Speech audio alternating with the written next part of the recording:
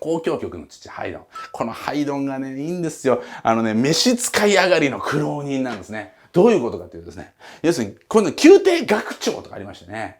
ね、楽長なんですよね。そうじゃないんですよ。ハイドンはもともとそんなに裕福じゃなかったんですね。でも音楽好きの一家にね、育ったんですね。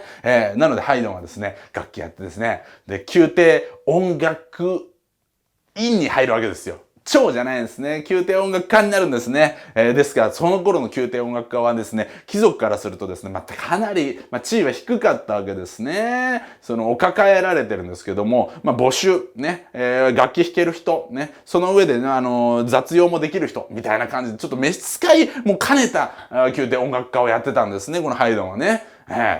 で、ちょっと悔しいなと。もっと作曲とかでもっとあれしたいのになというね。そういう状態だ。29から58。下積み長い。30年の下積み。100年の孤独。30年の下積みですよ。すごいですよ。30年の、29でね、夢持って、よし、とりあえず下積みだって言ってね、宮廷音楽家になるぞって言ってね、そっから30年下積みしたら私もう諦めます。諦めないね、ハイドン。そっからイギリスに行ってフリーになるんですね。そこから、ね。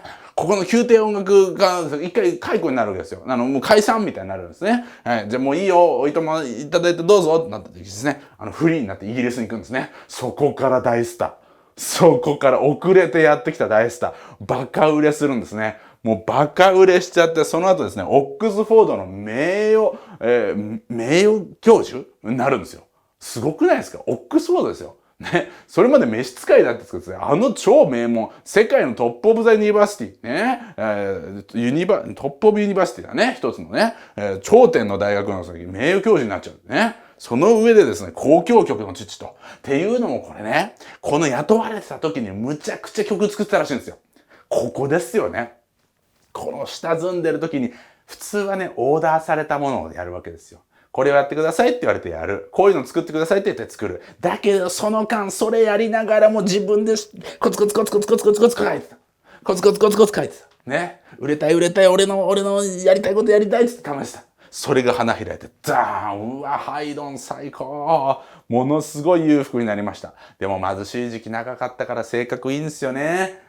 死ぬ時もね、遺産配分をね、それまで世話になった人とか、自分のね、使用人とかいろんな人にですね、不自由ないように分配した最高じゃない、ハイドン。いいやつ、ハイドン。ね、そんなハイドンがですね、不遇が長かった遅咲きのハイドンですよ。その遅咲きのハイドンが、こいつって言ったのがモーツァルト。こいつ、モーツァルトってのはもう早熟の天才ね。もうスーパー天才野郎と言ったらもうモーツァルトでございます。出ました。数学においてはね、オイラーとかね、いましたね。フェルマーとかね、いましたよね。すごいね、オイラーね。目を見ながらってもね、月の軌道を計算するオイラーとかね、ラマヌジャンとかね、1日に4つで発見しちゃうみたいなね、そういう大天才がこのモーツァルトでございます。でも、キングオブジーニアス。ジーニアスオブジーニアスですね。このモーツァルトです。なんと4歳の時にですね、もう全部弾けちゃうんですね、基本的には。4歳ですよ。はい。でまた幼稚園に入るか入ってないかね。そういう感じですよね。年少。難しい楽曲弾いちゃうんですね。チャンチャンチャンチャンチャンこう、すごいじゃないか。モーツァルト弾けてるじゃないか。って言ってね。でもお姉ちゃんもいたわけですね。お姉ちゃんがですね、5つぐらい上のお姉ちゃんがいたんですけど、ちょっとお父さんなんかってね、モーツァルトが、ウォルフガング、言うんですけどね。こいつね、モーツァルトみんなモーツァルトがね、もうモーツァルトいいです。モーツァルトがね、落書きしてるんだけど、お父さんの楽譜に、つって。お父さんの白い五線譜にまだね、音符とか書いてない五線譜をですね、バーって見たらですね、モーツァルトが落書きしてるって言うんですよ。ダメじゃないか、モーツァルト君って言ってバッて取り上げてるのよ。あれつって。これ落書きじゃないよ。作曲してるっていうね、このモーツァルト、4歳でですね、お父さんのですね、五線譜に落書きしてんのかなと思ったらね、作曲してたっていうね、すごくないっていうね。弾いてみるんですよ、お父さんがね。いい曲っていう。これがですね、モーツァルトのデビューですね。あかん、こいつ天才や、行こう。これ、お披露目行こうって言ってですね、貴族のとこ行くんですね。で、まずですね、このお父さんが参りますね。まずね、お姉ちゃんの方出すんですね。この女の子の娘のですね、楽曲を聴きいただけますかって言ったらね、貴族がいるんで、やってごらんなさいよとかってね、とかって、ねえ、いや、ちょっとね、モーツァルトさんのですね、聞きたいですとか言って、わかりましたとかって、娘行くんだとかって、お姉ちゃん弾くんですね、チャンチャンチャランチャンチャンチャチャンチャンチャンチャンチャランチャン、パン、うわーすごーい、天才じゃない、天才少女発掘、うわーなった時にですね、お待ちくださいって言うんですね、お父さんが。お待ちくださいって言って、何よ。今すごい楽しかった。もうわーってなってたんだからもういいじゃない、これでって。違うのです。この子にも弾かせてあげてほしいのです。4歳じゃん。いいよ。無理しないでいいよ。って言うんですけど。モーツァルトでございます。弾いといてっつって。できるのって言ったらですね、お姉ちゃんを超えちゃうっていうね。お姉ちゃんを超える。チャンチャンチャンチャンチャンチャンチャンってやって、うわースタンディングオベーションですね。うわー前振りやったんかよ。お姉ちゃんの気持ちっていうのね、ちょっとわかりませんけども、うわー熱狂してですね、大天才やって、そこからもうね、6歳ぐらいからずっとですね、もうヨーロッパ中をですね、そうやって回るんですね。すごいです。もうそのね、オリエンタルラジオだった武勇伝を作って全国を営業で学園祭を回ったって、あれもう大人になってからですからね、その全国をですね、キャー言われながら回るって、これ大変なことですよ。ヨーロッパでね、貴族たちにね、君が噂の天才少年か、弾いてみなさい。チャンチャンチャンチャン、うわーそれをですね、うわーやってですね、もう何年もそれで稼いだわけですね。そっからですね、さらにですね、彼はそのイタリア行ってオペラ作ったりですね、交響曲もいっぱい作りました。もうとにかく発注されては作りね。すごいです。ただですね、お金も相当稼いだんですが、浪費も相当激しかったらしくてですね、もう子役から当ててるからね。わかりませんが、ジャスティン・ビーバー的な存在なんでしょうか。もうちょっと激しいっていうね、やりすぎちゃうっていうね、そういうことがあってですね、結構浪費してですね、なぜかわかりませんけどですね、晩年無一文っていうね、ちょっと使いすぎだろう、もうちょい在宅なんかあっただろうっていうね、ちょっともう使いすぎちゃったというね、天才なんですけれども、彼がですね、晩年大変なことになってですね、で、死ぬんですね。36で死んじゃうと早いんですよ。ハイドンより早いんですね。そうだ、ハイドンにね、見出された時の言葉言ってなかったですね。そのチャンチャンチャンチャン、わー天才のね、の後ですね、29歳の、モーツァルトを見た53歳のハイドンがですね、その29歳のモーツァルトのお父さんに向けてですね、神に誓って言いますと。私が知り得る中で、名実ともに最も偉大な音楽家は彼です。まあもう、これベテランでね、もうオックスフォード名教授、交響曲の父、それがですね、もうモーツァルト見て、こいつがナンバーワン。お父さんお母さん、ちょっと来て。神に誓っていうね、誠実な人間。はい。彼、ナンバーワン。そういうこと言うわけですね。それがモーツァルトです。もう天才中の天才。はい。ですがもう早くに死んじゃうというね。悲劇ですね。なので、モーツァルトは、言ったらですね、この革命時代の革命前夜ですね。前夜に活躍したという感じですね。その後、革命中に活躍したのがこのハイドンという感じで。そして革命後に活躍するのがこのベートーベンなんですね。このクラシック音楽全史をしてですね、古典派のヒーロー。まさにこいつが古典派の英雄じゃないかというのがね、ベートーベンなんですね。このベートーベンはですね、これもまたエリート一家なんですね。ベートーベンを若くしてですね、チャンチャンチャンチャンチャンチャン弾いてたらですね、お父さん気づくんですね。あかん、こいつ天才やって。これ第二のモーツァルトになるよ。これ第二のモーツァルトになるよ。もうモーツァルト伝説がすごいわけですからね。もう若くして4歳で回ったとかね。だからですね、もうお父さんはですね、もう対抗意識燃やしちゃってですね、ベートーベンがですね、なんか弾くときはですね、まだ4歳。4歳とか言ってですね、もう5歳ぐらいだったんですけど、ちょっと4歳サバ読んでですね、モーツァルトの再来って言わせてたんですね。でも本当にモーツァルトの再来かもしれんぞってね、どんどん成長していくわけですよ。こいつすごい、もう大天才だ。ね。このベートーベンもですね、一回モーツァルトに会いに行くんですね。はい。これがなんかいいですよね。なんか太宰と三島みたいな感じでいいんじゃないですかね。ベートーベンもですね、ウィーンに行きたい。本場ウィーンに行きたいよ。モーツァルトに会いに行きたいですね。モーツァルトが会いに行くんですね。で、もう、どんちゃん騒ぎしてるモーツァルト、もうね、浪費家になってますからね、モーツァルトがね。君誰なんつってね、ベートーベンです。こうやって、あ、そう、どうしたのとかって、僕のピアノ聴いてくれませんかって。モーツァルトの前で弾く。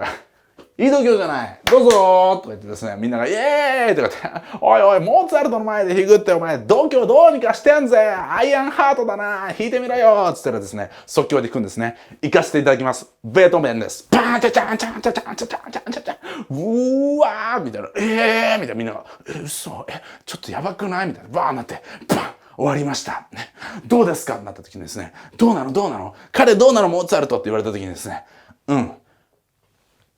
彼は注目に値するって言って去っていったそうですね。注目に値する。どういう意味なんでしょうかね。もう悪くないね。いいんじゃない？注目すべき存在だよ。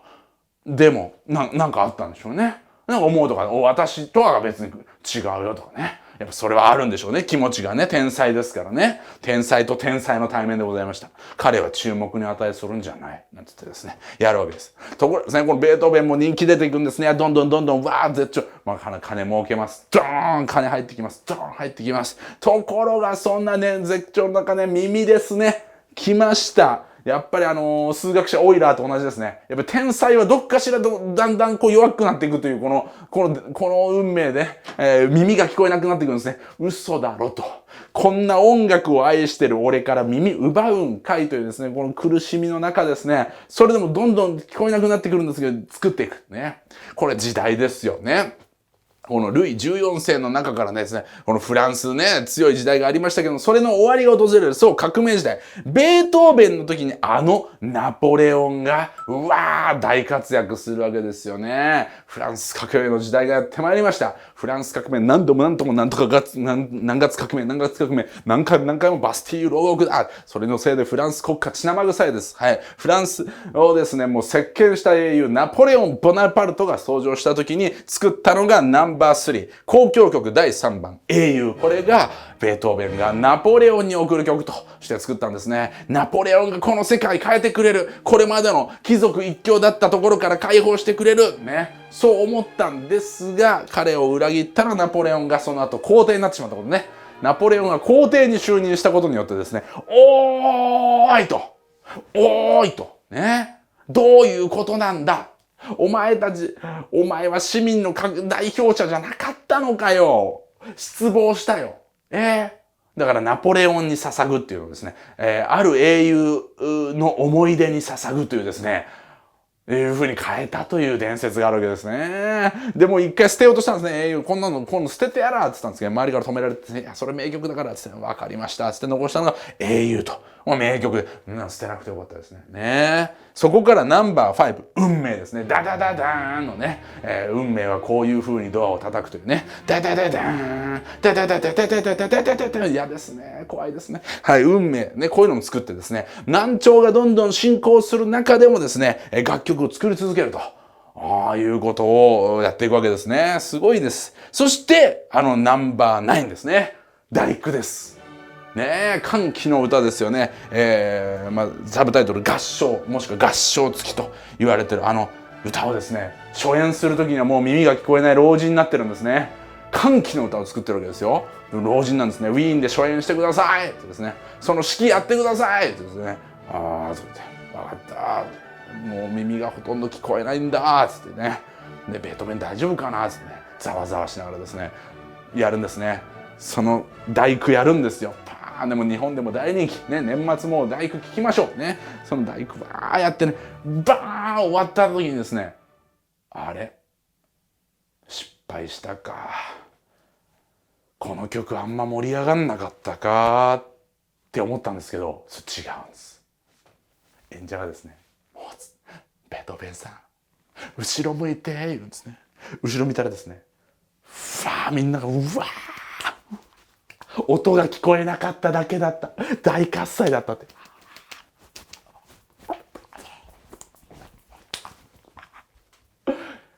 作ってきてよかった。ベートーベンですね。すごいですね。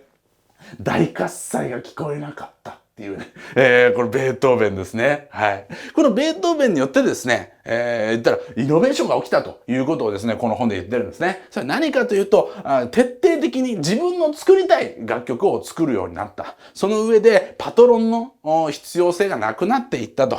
モーツァルトもね、最終的には交響曲39、40、41というですね、最後の方に作った曲がもう大傑作と言われていて、この大傑作はやっぱりですね、発注を受けて作ってない交響曲らしいんですね。だからこの革命の時代によってオペラから交響曲へ、貴族から市民の音楽へということになって、みんなに俺たちが作りたい曲をというね、召使いで作れよと言われてた曲からね、金持ちにオーダーされてた曲から、だんだんと自分の表現したいもので、いろんな人に届けていいんだよっていうことを徹底的に認めさせたきっかけがこのベートーベン。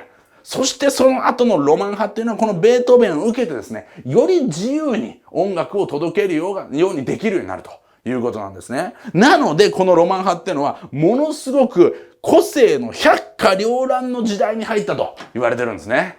なのでこれまではですね、こういうものをオーダーしてくるっていう貴族がフォーマットを持ってオーダーしてきて、それを最も豪華に最も綺麗に作れる職人肌のタイプの人たちが評価されてきたんですが、このあたりベートーベン以降からですね、自分の表現したいものを自分の届けたいお客さんに届けるというですね、そういうタイプが評価されるようになったことですね。なのでこれまでそのね、この時代はこの人とこの人、この時代は三大巨匠とか言われてたのが、ブワーッと花盛りで、シューベルト、ワーグナー、ブラームス、チャイコフスキー、ね。で、後期ロマン派、マーラー、ドビュッシー、ラベル、もっともっとというね。花盛りになっていくということなんですね。もちろんその自分の得意ジャンルにかなり偏ってる人とか、いろんな人が出てくるんですけども、それでもこういろいろと広がっていくんだよという時代なんですね。ただね、一方で、ここまではいわゆる知識人とか貴族とかが聞いてたから、かなり耳の肥えた人が見てたわけですよ。ね。だから、なるほどねと。要するに自分でもバイオリン弾けたり、ピアノ弾けたりっていう人たちが聞いてるから、良し悪しっていうものがだいぶ分かってた。だけど、このあたりになるとですね、いわゆる一般市民がちょっと、お金を出せば聞けるとかいうようになるわけですよね。我々だってね、普通の、今だったらね、じゃあコンサート聴きに行こうって、クラシックちょっと敷居高いけど、ちょっとお金出せば、普通の人でもね、行ってておかしくないわけじゃないですか。そういう風になってくるとですね、やっぱり音楽の聴き方とか歴史とかがちょっとわかんないっていう人にも届けなきゃいけないから、どんどんね、こう、通好みの音からですね、派手で分かりやすい演出になっていった。それがいいことなのか悪いことなのかはちょっとわからないけれど、賛否両論あるけれど、なんていう風に言われてたらしいんですね。はい。ところがそれらすべてがぶっ壊れたのがどこか。つまりこのクラシック音楽の終わりがどこなのか。これが第一次世界大戦なんですね。第一次世界大戦によってそれまでのブルジョアのあり方、ね、お金持ちな市民のあり方すらも全てが木っ端みじんに吹っ飛んでいってしまった。第一次世界大戦後の中心はこのイタリアやドイツではなくなったわけですよね。そのあたりからアメリカにカルチャーが移っていく。いわゆるギャツビーの時代に入っていくわけですね。さあ、そういったぐわーっといった歴史、分かっていただけましたでしょうかねえ。もともとは神様の音楽だった。それが貴族の音楽になり、オペラが生まれた。だが、それはその後に添え物ではなくて主役になる時がやってくるんだ。ねえ。そのうまくやっていたヘンデルの時代を経て、ね、バッハがいたけれども、その後にハイドン、モーツァルト、ベートーベンと経て交響曲というものができて、音楽をそのもので聴くんだという、その後で市民でも聴けるんだと、ね、なってって、その後どうなってたか、進化して、今、ね、もう CD すらない。ストリーミングで聴き放題。つまり、音楽っていうカルチャーは常にですね、権力から民主化、民主化っていうものを経てるわけですよ。それは、この教会という中で民主化されましたよね。だけど、その神という世界からさらに民主化されて、そのお芝居からさらにですね、民主化されていくという。どんどん聞く人が広くなっていく。気軽に聞けるようになっていく。今なんてどうですか？ストリーミングですよ。月額で払えば誰でも聞ける。ね。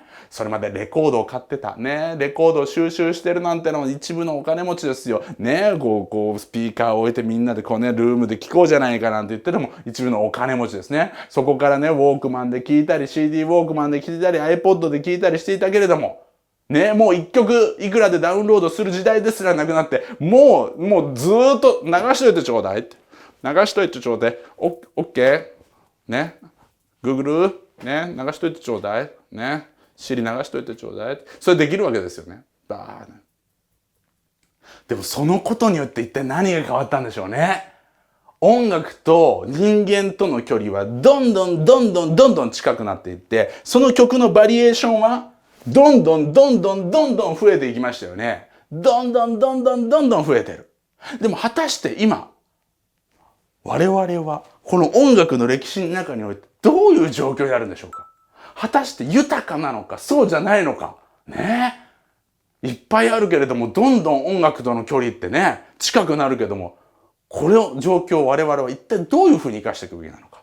この音楽というものを、このピタゴラスがね、神が与えた美しいものなんだ。ソクラテスがこれを解き明かした際には、ね、それがここまで来た。この先一体人間は音楽とどう向き合うのか。それをこの歴史の流れから学ぶのも面白いかもしれません。テクノロジーがメディアを変えていく。それは何もかも一緒。私は今、YouTuber をやっている。それがどういう意味なのか。後の人がここに YouTube 派、カジサック、中田、ヒカルとか書いてくるのかさ。わかりませんけれども。ね。そういう時代があるかもしれない。歴史って面白いね。音楽は最高だ。ではまた。